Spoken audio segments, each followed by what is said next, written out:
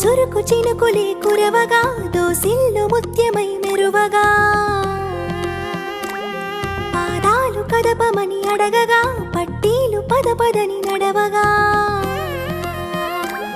ఆ చురుకు చినుకులే కురవగా దోసిల్లు ముత్యమై మెరువగా పాదాలు కదపమని అడగగా